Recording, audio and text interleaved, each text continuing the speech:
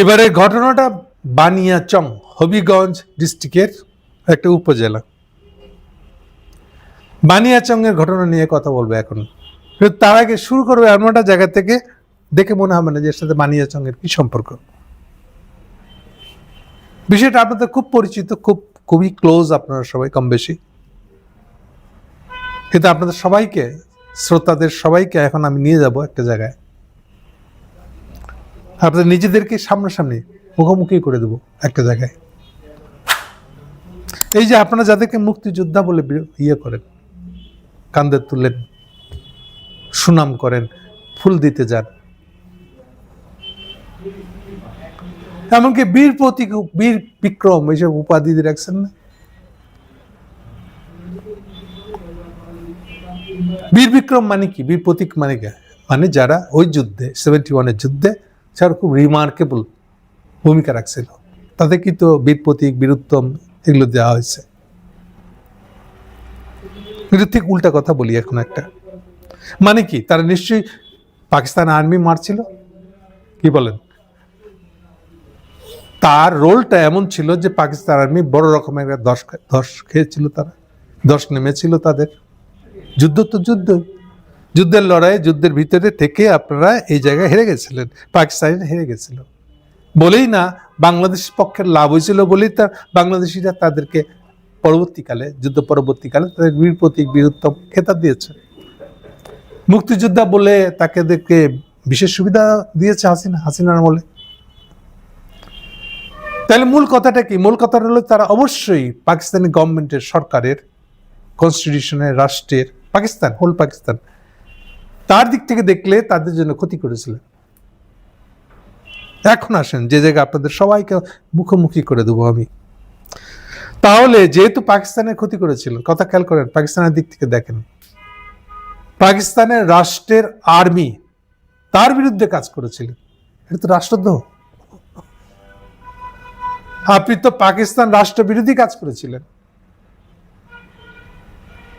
তাহলে যে কোনো যুদ্ধ মানেই তো হলো আপনি কেউ না কেউ রাষ্ট্রবিরোধী কাজ করবে। পাকিস্তানের দিক থেকে দেখেন, রাষ্ট্রবিরোধী কাজ করেছেন। রাষ্ট্রবিরোধী কাজের শাস্তি জানেন নিশ্চয়ই, ফাঁসি। যে কোনো দেশে, দুনিয়ার যতগুলো দেশ আছে, রাষ্ট্র আছে, যে কোনো রাষ্ট্রের রাষ্ট্রবিরোধী কাজ করলে আপনার শাস্তি হবে ফাঁসি, চোখ বন্ধ করে ধরে নিতে পারে। এরা বাংলাদেশ মুসলমানের দেশ বলে এরা করছে, এরকম না জিনিসটা, সবাই। তাহলে যারাই বীর প্রতীক, অ্যাকচুয়ালি তারা আবার পাকিস্তানের চোখ দিয়ে দেখলে পরে তারা সব রাষ্ট্রদ্রোহী। আর্মির বিরুদ্ধে তারা সংগ্রাম করছে, সশস্ত্রভাবে অ্যাক্ট করছে, ঠিক আছে। কিন্তু এই জিনিসটা যদি বাংলাদেশের দিক থেকে দেখেন, বাংলাদেশ নতুন করে কনস্টিটিউশন লিখে দিচ্ছে। এই কনস্টিটিউশনের জায়গা দেখলে তারা হিরো। কথা ক্লিয়ার? এবার লিগ্যাল দিক বলে দিই। ধরেন 16 ডিসেম্বর তো যুদ্ধ শেষ হয়েছে অফিসিয়ালি। অক্টোবরে, তখনকার দিনে, মানে এখনকার হিসাবে হয়তো গুলশান 2 বাড়িধারার দিকে হবে,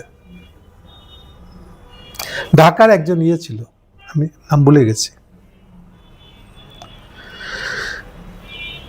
সরকার যেটা ছিল, পাকিস্তানের গভর্নমেন্ট ছিল, সে গভর্নমেন্টের একটা গভর্নর বোধ হয়, তাকে বাসায় যে খুন করে আসছিল এক মুক্তিযোদ্ধা, এবং যে খুন করে আসছিল সে বীর প্রতীক পাইছে। এখন খেয়াল করেন, 16 ডিসেম্বর থেকে মাস 2 আগে কিংবা 1 মাস আগে করেছে এটা।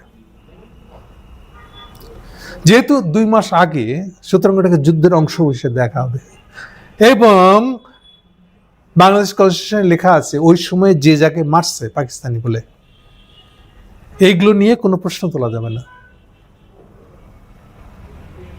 অর্থাৎ এগুলো নিয়ে প্রশ্ন তুলতে গেলে কোন আইনে বিচার করবেন, কোন কনস্টিটিউশনের অধীনে, পাকিস্তানের না বাংলাদেশের? কথা বুঝেন ভালো করে।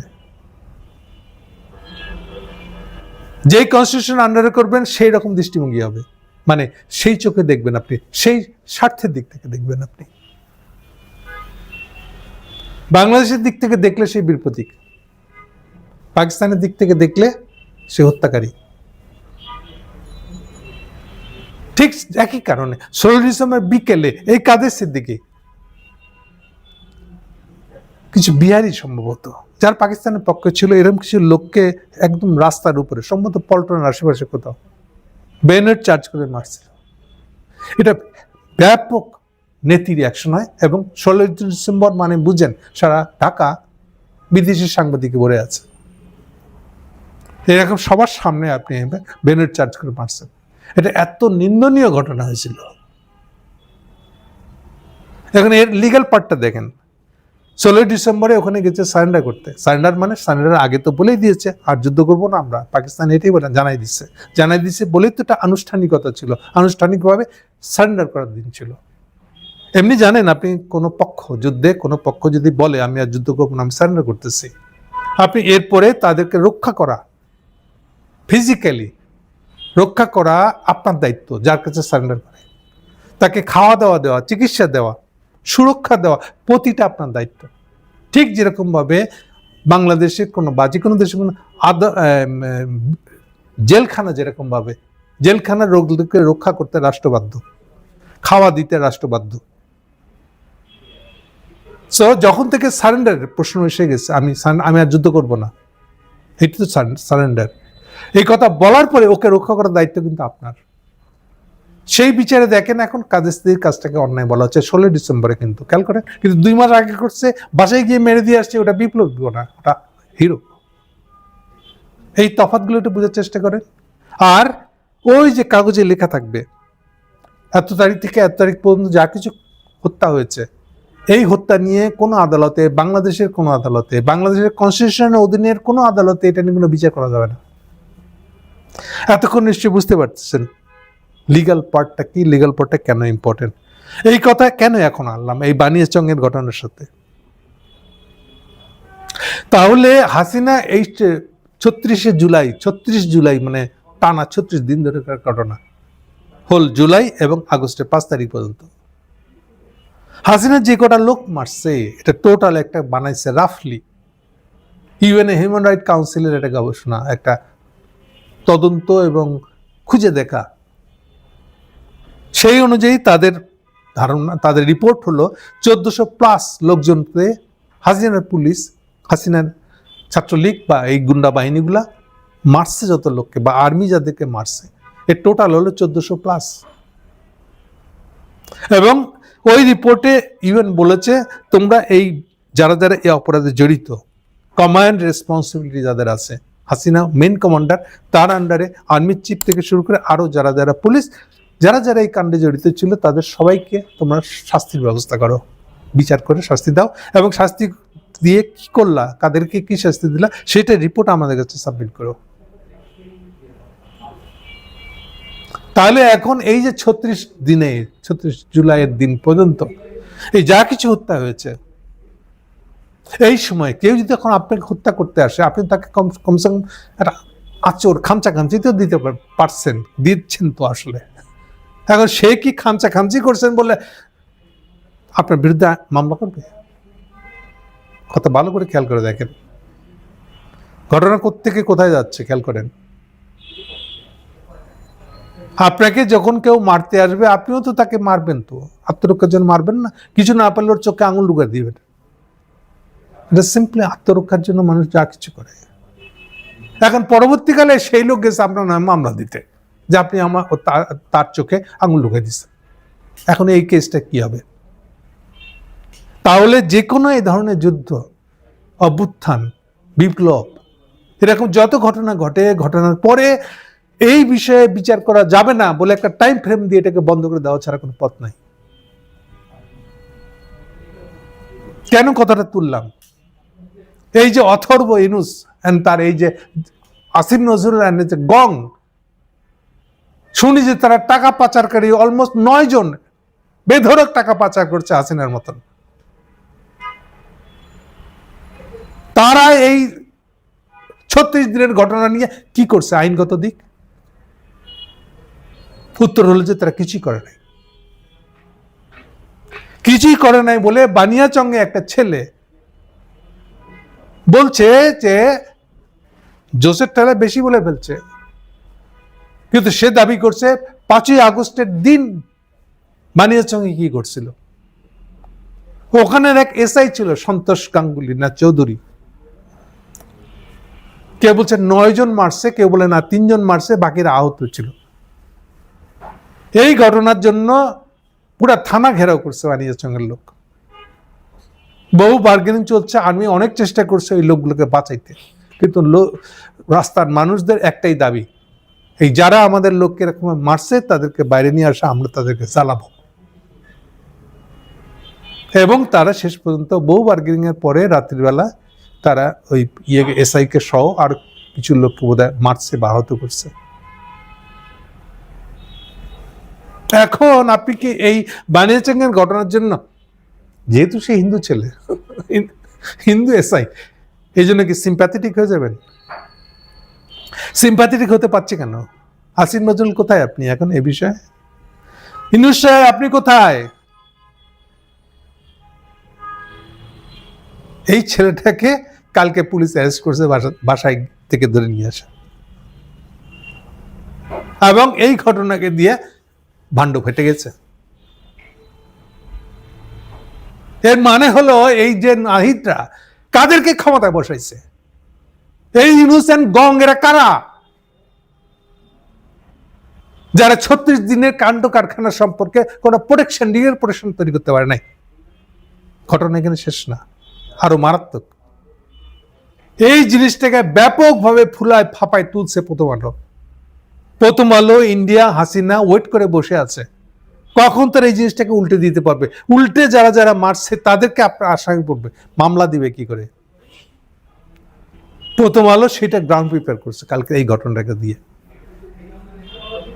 এই যে ছেলেটা দাবি করেছে, তাহলে যে এই ছেলেটা নিশ্চয়ই এসআইকে মারার লোক, থানায় আগুন দেওয়া লোকটা এই ছেলে, তাহলে ওই ছেলের নাম মামলা দাও। এর গ্রাউন্ড প্রিপেয়ার করতেছে, বয়ান তৈরি করতেছে। আর ইউনূস সাহেব আর আমাদের এইসব উপদেষ্টারা, বিরাট বিরাট ক্ষমতাধর উপদেষ্টারা, তারা এটা এনজয় করতেছে। বাবা কি মজা, তারা কি ক্ষমতাবান। হ্যাঁ, তা আপনারা চাঁদা তুলেন এখন প্রথম আলোর কাছ থেকে, ও আর রয়ের কাছ থেকে চাঁদা পাই যাবেন, অসুবিধা কি? আপনাদের একটা স্কেপ রুট ইনশিওর করবে, ওরা এক্সিট করে দিবে আপনাদেরকে। আপনারা বসে আছেন কেন? তাহলে বানিয়াচং ঘটনাটা সিম্পল একটা, এক ছেলে থানায় গিয়ে ওসিকে হুমকি দেওয়ার বিষয় না, এটা এর ভিতরে কত কিছু লুকায় আছে দেখেন। তাহলে কোশ্চেন হচ্ছে যে 36 দিনের কাহিনীর জন্য যারা যারা নিজেও আত্মরক্ষার্থে পুলিশের বিরুদ্ধে মারছে, হাত লোকের বিরুদ্ধে মারামারি করছে, বেশিরভাগই পারে নাই কিছু। এই প্রথম আলোই কিন্তু পাবলিকের ছোট ছোট মোবাইল ফোনে রেকর্ডিং এর যে দৃশ্যটা, সাভার থেকে লোক আসছিল যারা ওই 5ই আগস্টের দিনে, সেই ছড়িয়ে থাকা ভিডিওগুলাকে কম্পাইল করে একটা ভিডিও বানায়, টোটাল ভিডিও বানায় প্রায় 1 ঘন্টার। ওই ভিডিওর মধ্যে দেখবেন আপনার কি আছে, ঠিক 5ই আগস্টে কি হয়েছিল। সাভার থেকে আসতেছিল, মাঝখানে পড়েছে জাহাঙ্গীর, এরপরে এটা আরো এক্সপান্ড করছে। তারা পুরা সাভারের দিকে যতগুলা 8-10 তলা বাড়ি আছে, বাড়ির ছাদে উঠে বোমা মারছে, গুলি করছে। এরপরে বীর দর্পে তারা শহরে ঢুকে গেছে, পুরা গোষ্ঠীটা একসাথে, পুলিশের গোষ্ঠী, পুলিশের যত ধরনের ডিপার্টমেন্ট আছে তারা সব এর মধ্যে দিয়ে ঢাকা ঢুকছে। কোথায় গেছে এরপরে কেউ জানে না। এইভাবে তারা গুলি করতে করতে করতে তারা শহরে ঢুকছে। এটা কে বিচার করবে? কি বিচার হবে? এটাও কি হাসিনা, ইন্ডিয়া মিলে, প্রথম আলো মিলে এটা কি একবার ইয়েদের নামে দোষ দিবেন? তারা তো আত্মরক্ষার্থে গুলি করছে, এটা বয়ান দিবেন? আসিফ নজরুল এটাকে সাবাই দিয়ে দিবেন?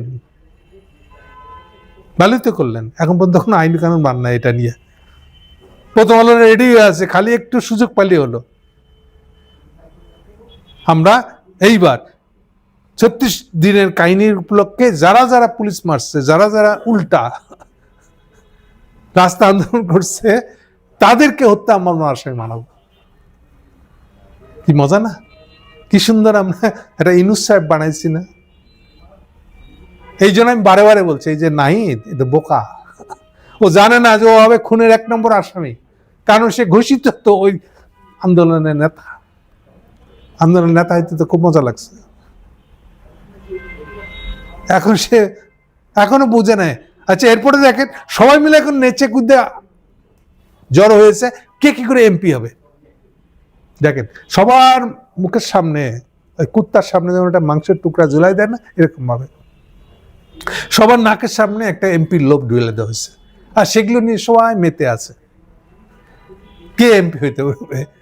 কিসের 36 দিনের জুলাই হত্যাকাণ্ড?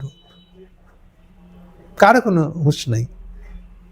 কে কয় টাকা কামাইছে আর কে এখন একটা এমপি পদ বাগায় নিতে পারবে, তারই প্রতিযোগিতা শুরু হয়ে গেছে। এটাই বাংলাদেশের রাজনীতি এখন।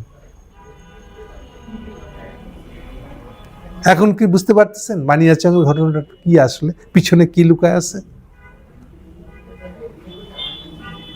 কেউ একজন সাংবাদিক ওই বানিয়াচংয়ের ঘটনাটা, ওই দিনের ঘটনা সে ফেসবুকে যে লিখছিল ওটা ছাপাই দিচ্ছে। দেখেন 24 সালের ঘটনা, ওটা 5ই আগস্টের। এই আমলে গতকালকে সে এটা ওখান থেকে ইয়েটা নিয়ে স্ন্যাপশটটা নিয়ে এটা দিয়ে দিচ্ছে। ওখানে দেখেন অন্তত 1 বছর আগেকার ভাষ্য, ওটা তো এখন লেখার উপায় নেই। ওই ভাষ্যের মধ্যে কি লেখা আছে দেখেন। তাহলে বানিয়াচংকে কি করে দেখবো আমি? আবার ওই ছেলেও, যে ছেলে এটা নিয়ে থানায় গিয়ে বসে এরকম কথা বলেছে, সে হচ্ছে খুব সৎ। কারণ সবাই তো এমপি পিছনে দৌড়াইতেছে, তাকেও তো কিছু একটা খাইতে হবে, পাইতে হবে। সে ওখানে এই কাণ্ডটা করছে আওয়ামী লীগের এক ছেলেকে রক্ষা করতে গিয়ে, এবং জাস্টিফিকেশন দিচ্ছে আগে আওয়ামী লীগ করা কি খারাপ? মানুষ নাই। মানে এখন আওয়ামী লীগ আমি রক্ষা করবো করে ওর কাছ থেকে টাকা নিব। দেখেন কি অবস্থা দাঁড়াইছে এটা। এইভাবে সবাইকে টাকার লোভ দেয়, অর্থের লোভ দেখে আউলারে দেওয়া হয়েছে। এবং কে কি সুবিধা পাইলো, আমার কি লাভ, সবাই আমার কি লাভের মধ্যে ব্যস্ত হয়ে গেছে। আর এই যে ভিতর দিয়ে বানিয়াচংয়ের ঘটনা কিভাবে কি মেসেজ নিয়ে আসতেছে, এটার দিকে একটু তাকান। সবাইকে বলবো সেদিকে একটু মনোযোগ দিয়ে 2 মিনিট একটু চিন্তা করতে। Thank you.